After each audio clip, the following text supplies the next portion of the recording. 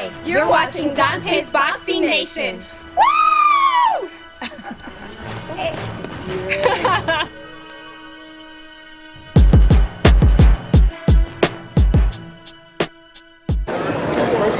I'm over Dante's Boxing Nation over here. My man Abel Sanchez just came back from New Zealand. I want to say congratulations on a great performance with your fighter Andy Ruiz. But it surprised a lot of fighters, a lot of fans, that it was a chess match more, than a heavyweight knockout, drag-out fight. Well, did that surprise you? Because it seemed like you were trying to urge him to pick it up a little bit, Andy Ruiz. I was, but I think there was two guys that had never been in that situation before. Two guys that had never tasted really 12 rounds again for a world title, so I think sometimes that gets to their heads. But it was a better fight than a lot of people expected out of Andy. He's going to get better.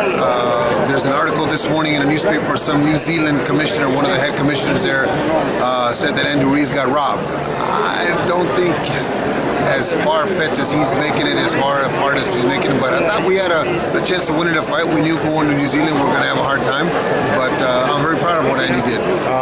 But did you notice it did seem like he slowed down a little bit towards the later, where he was kind of following him, but then he would counter as opposed to being first while he was following him. Again, it's two guys that have never done that before, 12 rounds, so I'm sure both of them are thinking, what can they do in the last 3 or 4 rounds? Are they going to have enough energy? So I could see Andy slowing down in the middle rounds, but if everything is true, we won the first 4, and I know we won the 11th and 12th, in my mind anyway, so there had to have been a round or 2 rounds in the middle of that he won. So that makes us a winner by 1 or 2 rounds, but it's over with. You trained the biggest secret in boxing. I think he's one of the best fighters in the world, but no one knows about him yet. He just won the title with you 2 weeks ago. What can you tell about Murai?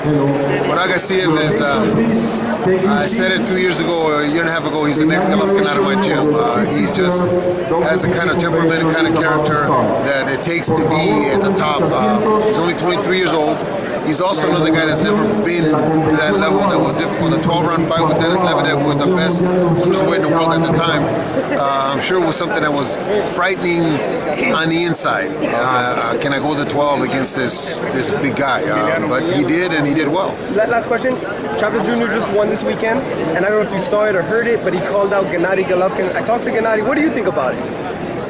No, I didn't see it, but I know that he won. I would hope that they wouldn't go on social media and just call Tom Loeffler. I mean, Tom Loeffler is real easy to reach. Just call him and make the fight. I'm sure that they have a lot of things to talk about. It's not going to be done overnight, so let them take 2-3 months, or 2-3 weeks, I should say, to iron the things out that they need to iron out. And congratulations on Denis Shapovalov against Comey. Dennis man, did well. That was a good fight, man. Dennis did well. Now we have Easter that's next, so hopefully everything works out for us. Easter is next? That's our mandatory. We're the mandatory. Wow.